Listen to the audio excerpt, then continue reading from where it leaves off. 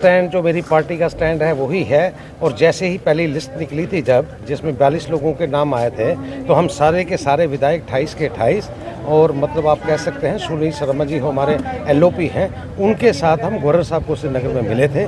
और इसमें एक बहुत लंबी चौड़ी डिटेल जो चर्चा थी उस पर हुई।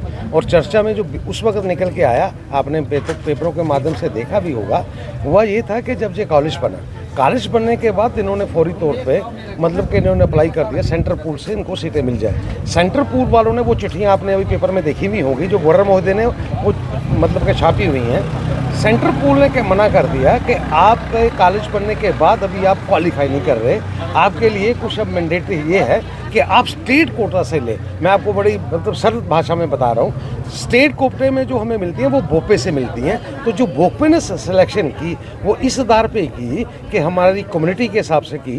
कम्युनिटी में क्या है कि 79% वो दूसरे लोग हैं और 21% हम हैं। और उसी में जब है वो सारी बात हुई थी तो उन्होंने ये कहा फिर गवर्नर महोदय ने कि मैं कोशिश कर रहा हूँ। और जाके मैं नड्डा जी से भी मिला हूँ जो हमारे सेंटर में मंत्री हैं मतलब के हेल्थ के। और इसी तरीके से वो सारी बात बढ़ते बढ़ते आपको आपके माध्यम से मैं ये कहना चाहता हूँ, पार्टी ने LOP सुनील शर्मा जी की ड्यूटी लगाई थी जो बार बार बीच में दिल्ली भी जाते रहे। एक गवर्नर साहब के पास भी वो 6 लोगों का वफद लेके गवर्नर साहब से भी मिले, जिसमें मतलब उन्होंने एक विज्ञापन भी दिया। और विज्ञापन में जो उनकी मंशा थी पार्टी की तरफ से वो ये थी कि इसके बीच का कोई रास्ता निकाला जाए, जिससे जो मतलब कि बात हुई है इसमें ब्रेक लगे और आने वाले समय में वो सीधा हो जाए। और मुद्दा किस बात के लिए उठा, श्राइन जो है वो हिंदू हमारे जो है एक खास तबका जो है वो वैष्णो देवी के लिए चाहता है। जो अब हमारा श्राइन बोर्ड से ये जो निकल के कॉलेज है हमारा, ये मतलब कि हमारी आस्था का प्रतीक है।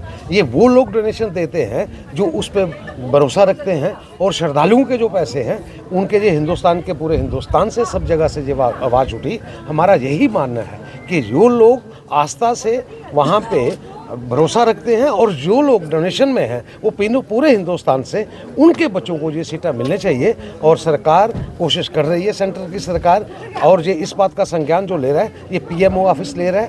और हमारे सुनील शर्मा जी मतलब स्टेट की तरफ से BJP की तरफ से इस पे पैनी नज़र रखने के बाद हम भी यही सरकार को आपके माध्यम से मैं कहना चाहता हूँ कि ये बीच का रास्ता कोई निकले। और बीच का रास्ता है क्या, जो मोटे तौर पे बीच का रास्ता ये है, जो बच्चे क्वालिफाई किए हैं उनको कहीं और आप भेज दीजिए, किसी और कॉलेज में वहाँ भेज दीजिए। और वहाँ से माइग्रेट करके जो हमारी आस्था पे बिलीव करने वाले लोग हैं उनको आप यहाँ पे ले जाइए, यही मुझे लगता है। और इसी के बीच के रास्ते की बात हो रही है। अभी जो हम देख रहे हैं प्रदर्शन की चेतावनी दे रही है संघर्ष समिति जो बने हैं हिंदू संगठन अलग अलग, वो कह रहे हैं कि हम सड़कों पर आएंगे, प्रदर्शन करेंगे, 2008-9 के जैसे प्रदर्शन होंगे। आपको लगता है मुख्यमंत्री जिस तरीके से बयानबाजी कर रहे हैं मेरिट के बेस की सिर्फ वो आप बात कर रहे हैं, तो अगर कोई आने वाले दिनों में सड़कों पर लोग उतरते हैं तो इसका कहीं ना कहीं मेरी आप बात सुनिए, सड़कों पे उतरने के लिए ये डेमोक्रेटिक वे है, आप उतर सकते हैं, उसका तरीका है वो करिए आप, उसमें कोई इतराज़ किसी को नहीं है। और करने के साथ साथ ही हमारा आज की डेट में मतलब कि हमारा क्या रोल बनता है, हम सरकार में मोटी तौर से आप बात करें